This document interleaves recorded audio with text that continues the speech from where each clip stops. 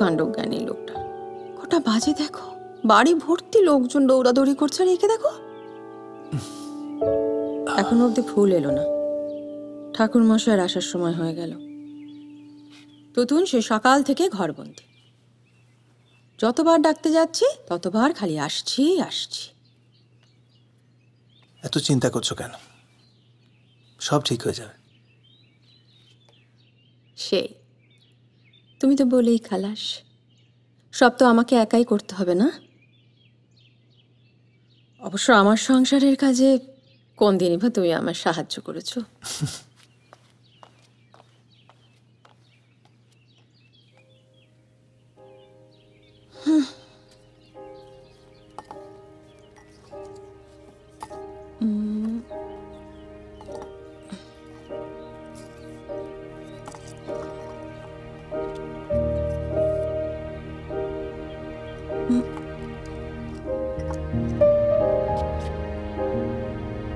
কি করব?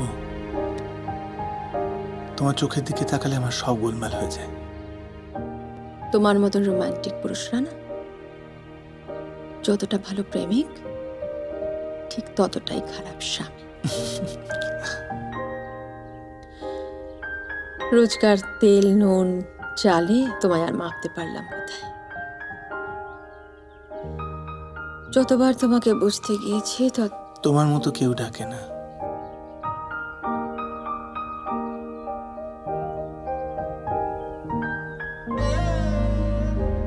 কেউ ডাকে না এমন করে। শিখর থেকে সেগুন রেণু বাতাস লেগে পড়ছে ঝরে, বুকের উপর মুখের উপর মৌ গন্ধ পড়ছে ঝরে। এমন ভাবে কেউ ডাকে না, কেউ ডাকে না এমন করে।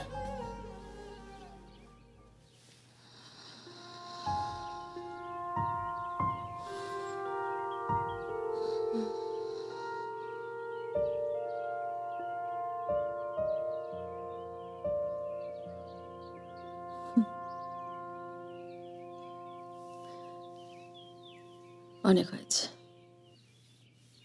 রেডি হয়ে নাও, সময় তো আর নেই। আমি আসছি।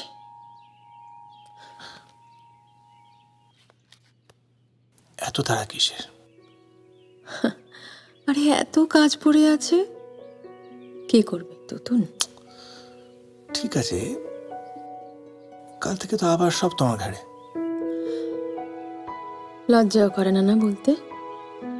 সব দায়িত্ব আমার ঘাড়ে ছেড়ে দিয়ে বসে আছো। কবিরা কি স্বার্থপর হয়? না দীপা, আমি ঠিক স্বার্থপর নই জানো। আসলে তুমি আমাকে এমন ভাবে আগলে রাখো না, আমাকে, আমার সংসারটাকে, তুতুনকে, তোমার উপর নির্ভর করাটাও অভ্যেস হয়ে গেছে। থাক ছাড়ো, আর এত ভালো ভালো কথা বলতে হবে না, কেঁদে ফেলবো কিন্তু। ওই দেখো, দেখেছো 9টা বেজে গেল। দীপা, হ্যাঁ দীপা,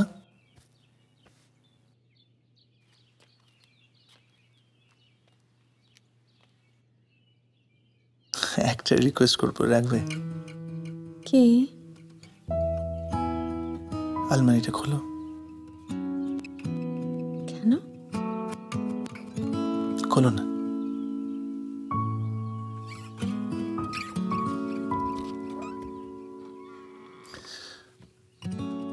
বিয়ের বেনারসিটা বার করো।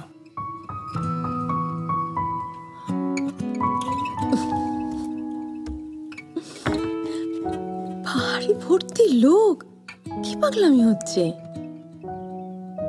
সো হোয়াট, আমি আমার লিগ্যাল লেজিটিমেট বইয়ের সঙ্গে কথা বলছি। প্লিজ। আচ্ছা ঠিক আছে, আমি প্রমিস করছি যে এরকম রিকোয়েস্ট আর কখনো করব না, শুধু আজকের দিনটা।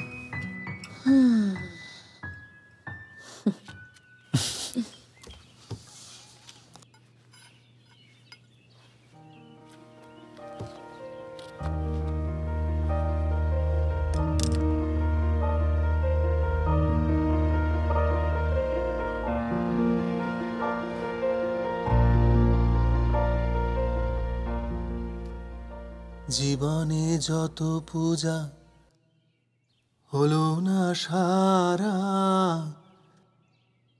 জানি হে জানি তাও হয়নি হারা।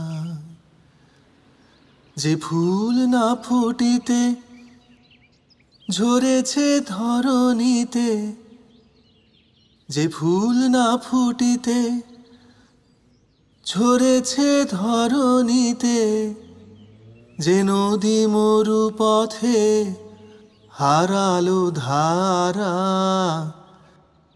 জানি হে জানি তাও হয়নি হারা। জীবনে যত পূজা হলো না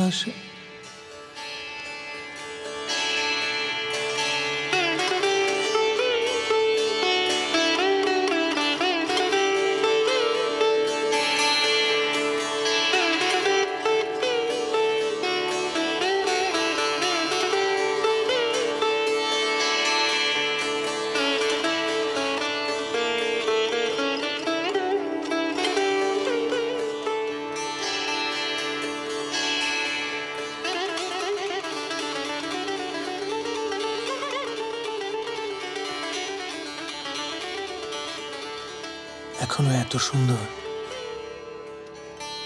ছেড়ে যেতে ভয় করে।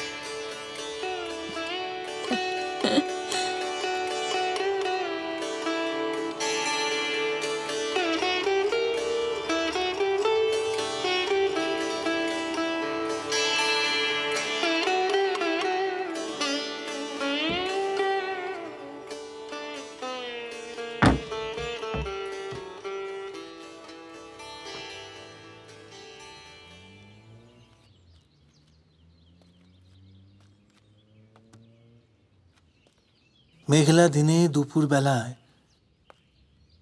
যেই পড়েছে মনে চিরকালীন ভালোবাসার বাঁক বেরোলো বনে।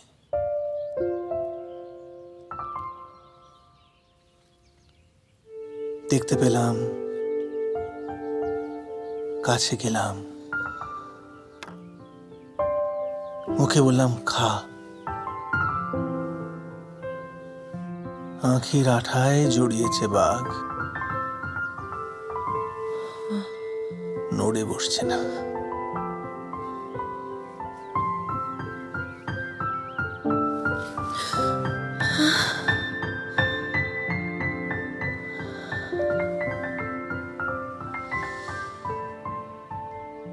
মা,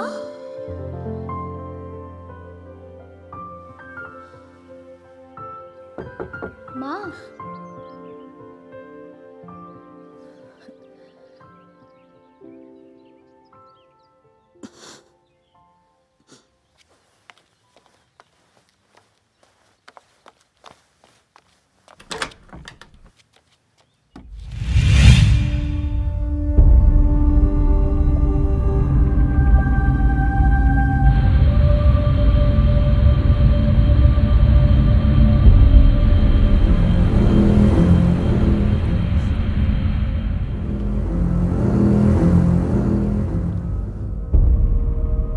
মা,